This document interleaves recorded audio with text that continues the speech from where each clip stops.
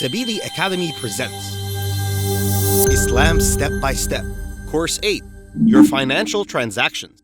Sheikh Wasim Kempson. Bismillah walhamdulillah wassalatu wassalamu ala rasulillah. Assalamu alaikum wa rahmatullahi wa barakatuh. My dear brothers and sisters, and welcome to Islam Step by Step, produced by Sabili Academy. This being lesson number 2. In the previous lesson, we spoke about the starting point and the importance of financial transactions and the position of the Muslim concerning trade in seeking sustenance and provisions and blessings from Allah subhanahu wa ta'ala. And we said that the origin is that everything has been made allowed for us except certain things which Allah subhanahu wa ta'ala prohibited for certain reasons. Now, we want to mention 2 fundamental reasons why a transaction may be haram, may be prohibited. The first reason is that what is being sold is, by its existence, its innate properties. That thing that we are talking about, the item itself, is impure, is either metaphorical impurity or in itself is impure. What do I mean by that? I'll give you a few examples to make the matter clear, bi'idhnillah ta'ala.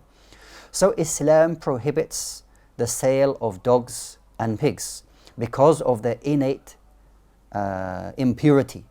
So the sale of dogs and pigs has been made haram. No trade can be made halal on the sale of these things, whether it is for their flesh or whether it is for their skin, and so on and so forth. Other examples of which things or that by themselves their innate properties are haram is the sale of dead flesh. What I mean are those animals which have not been slaughtered according to Islamic law. It is not allowed for you to buy and sell those animals. A question may then rise, is what about the sale of shoes or bags or jackets or items that are made from leather? However, it was not slaughtered according to Islamic principles. Are we not allowed to buy these things or sell these things? The Prophet ﷺ told us that any skin that has been tanned, and this is of course including the flesh of dead animals, if it is tanned, it becomes pure. And when it becomes pure, it is permissible to buy and sell. And I think it's important to mention this because maybe the person is thinking that maybe I have a business selling leather and it comes from animals, more than likely, that have not been slaughtered according to Islamic law. Therefore, what do I do with that? If the animal has gone through a process, or the skin has gone through a process of tanning, it becomes halal and permissible to sell. Other things which are impermissible for sale are like drugs.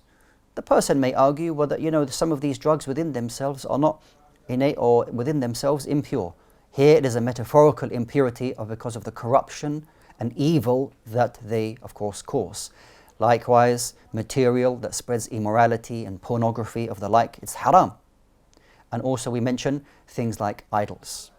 So the first topic we're talking about of that is which is innate with itself, either metaphorical or physical. It is haram to buy and sell these things. The second type of transaction which would make it haram is by the manner and the way that they are required or that they are acquired. And that is the contract itself. So the agreement between the parties, whether it's 2 or more. So therefore we find in Islam, usury or interest, riba, is prohibited because of the contract or that what is agreed between the 2 parties. Or things like gambling, okay, because of the unknown outcome of that what is going to happen in the future. This type of transaction has been made haram. Also, what you're buying which is unknown, like gharar and things like that, I'm not sure what I'm buying or I'm not sure what the price is.